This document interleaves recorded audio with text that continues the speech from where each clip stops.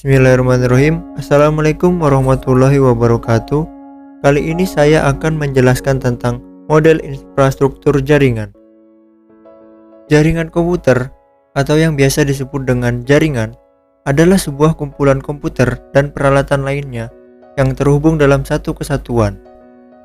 Jaringan komputer terbagi menjadi dua, yaitu jaringan terpusat dan jaringan terdistribusi. Jaringan terpusat merupakan suatu sistem informasi yang menetapkan data atau suatu aplikasi di satu tempat atau suatu server. Kelemahan dari sistem terpusat yaitu apabila server terdapat masalah, maka semua sistem akan terputus. Dan jaringan terdistribusi adalah sebuah sistem informasi yang terdistribusi dibangun dengan cara memisahkan sebuah fisik untuk setiap fungsi dan tugas sebuah komputer. Dalam lingkup jaringan komputer dengan server yang tidak hanya satu melainkan banyak yang terhubung satu dengan satuan. Sistem ini lebih unggul daripada sistem terpusat karena apabila ada masalah di server, tidak akan membuat sistem di server berhenti karena sistem tersebut akan berpindah dari server satu ke server lainnya. Macam-macam jaringan berdasarkan jangkauannya. Yang pertama yaitu PAN atau biasa juga disebut dengan Personal Area Network. Jaringan telekomunikasi antara satu perangkat dengan perangkat lainnya dalam jarak yang sangat dekat. Jaringan PAN dilakukan dengan otoritas sendiri. Contohnya seperti Bluetooth. Selanjutnya LAN, Local Area Network, merupakan internet dengan jangkauan mencakup wilayah lokal dengan menggunakan kabel seperti UTP.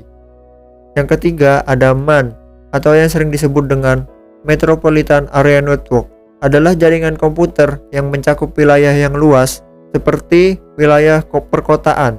Dan yang terakhir ada WAN yang biasa disebut dengan Wide Area Network, merupakan jaringan komputer yang paling luas di antara jaringan lainnya.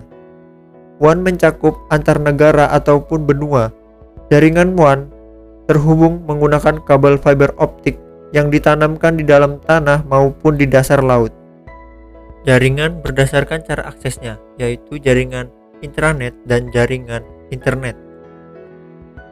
Jaringan intranet adalah jaringan yang hanya bisa diakses oleh orang-orang tertentu.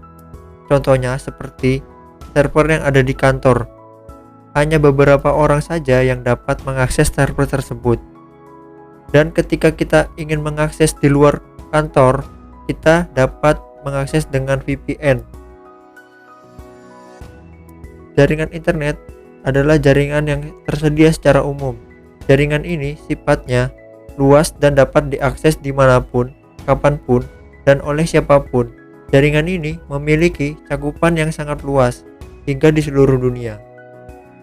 Perbedaan kedua jaringan tersebut yaitu internet memiliki lingkup yang kecil, tetapi data yang disimpan hanya dapat diakses beberapa orang dan lebih aman dibandingkan dengan internet. Perbedaan dari kedua jaringan tersebut yaitu intranet memiliki lingkup yang lebih kecil dan data yang dapat disimpan lebih aman dibandingkan dengan internet karena sedikitnya orang atau hanya beberapa orang saja yang dapat mengakses data tersebut.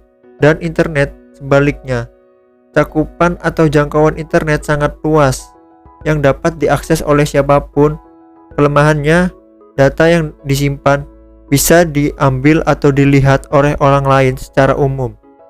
Jaringan berdasarkan pembangunannya. Yang pertama ada jaringan ad hoc dan yang kedua ada jaringan infrastruktur.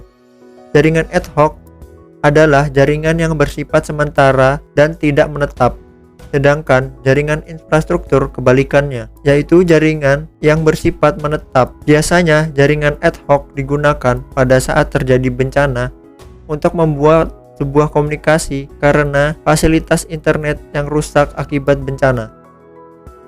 Selanjutnya, tentang topologi jaringan. Topologi jaringan adalah penggambaran atau model pembangunan server dengan klien. Yang pertama ada topologi bus, yaitu topologi yang ada satu server yang terhubung dengan klien dengan garis lurus yang diibaratkan sebagai kabel. Dalam model ini sangat menghemat biaya karena kabel yang digunakan sedikit. Tetapi kelemahannya, apabila kabel terputus, maka koneksi akan terputus karena tidak terhubung ke server. Yang kedua ada topologi ring. Topologi ring adalah model jaringan seperti model bus, tetapi pada ujung kabel kembali menuju ke server. Jadi topologi ini apabila ada kabel yang terputus, maka ada backup yang mengarah ke server. Yang ketiga ada topologi star. Topologi star adalah jaringan dari beberapa komputer yang memiliki koneksi dengan node yang berada di jaringan pusat. Keuntungan dari model ini, apabila ada satu klien yang terputus, maka tidak akan mempengaruhi klien lainnya. Tetapi apabila node yang rusak, maka semua jaringan akan terputus. Yang keempat, ada topologi mesh. Topologi mesh adalah model yang antara satu komputer terhubung dengan komputer lainnya dengan kabel yang berbeda. Keuntungannya, apabila ada satu kabel yang terputus, maka tidak akan mempengaruhi komputer klien lainnya. Tetapi topologi mesh memiliki kelemahan, yaitu terlalu banyaknya kabel mengakibatkan biaya yang dikeluarkan akan lebih besar.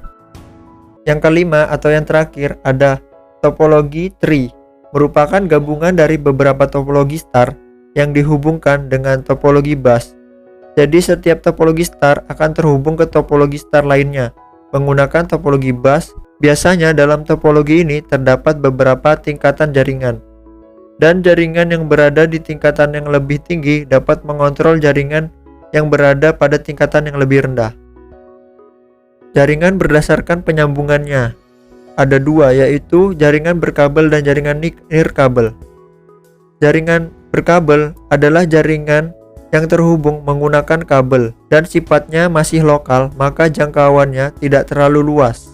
Sedangkan jaringan nirkabel adalah jaringan yang menggunakan gelombang elektromagnetik untuk menyambungkan jaringannya. Contohnya terdapat pada Wi-Fi. Mungkin sekian yang dapat saya sampaikan, kurang lebihnya mohon maafkan. Wassalamualaikum warahmatullahi wabarakatuh.